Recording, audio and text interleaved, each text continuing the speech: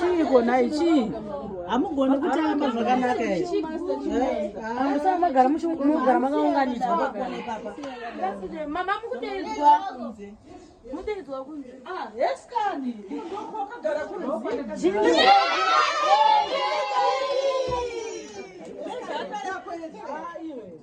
ndatoti garai papa pandinokuona yapa misikanzwa maraini ndanzwa kudaidzirwa nenyaya dzevanavo kuti garai ndichikuona zvinochiona manje inini ndiri kubva kunososaka kune nyaya dzeagricultural Zimbabwe agricultural show ukataura nyaya dzeagriculture show vana vese vandoda kuvatangira vana ivava ndo vari kutodiwa kushow number 1 yacho asi zvemari yacho wasikuona chingwa unzwe kasikireti iripo musi weMonday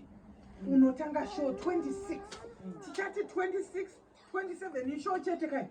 28 29 ishow chete kai 30 31 iko show chete asi musi wa 26 first day reshow vana vachati vachipinda mahara free as long as vakapfeka uniform yechikoro chete chokwadi vari kupinda vachiratidzira varimo kushow muchiratidzira urimo kushow muchiratidzira yes saka chinzwaka pane nyaya hombe kuchange kuine vaimbi variko kuti wingi D anenge ariko muri kuzinzwa wingi anenge ariko kilati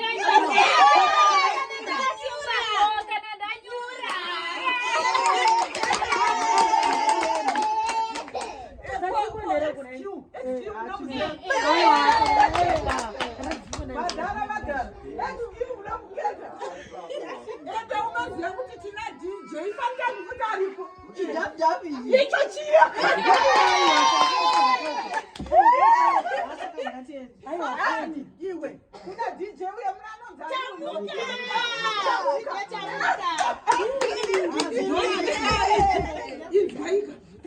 zvinotambira vana zvitambiso zvevana kune majabbing castle vanhu vanenge ingori yawe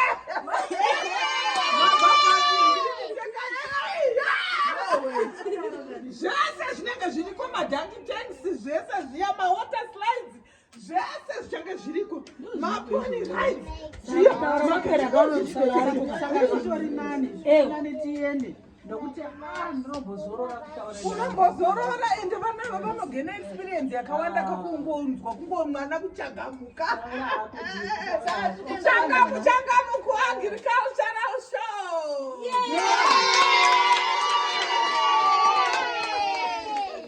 chachoenda tumeenda kama makusho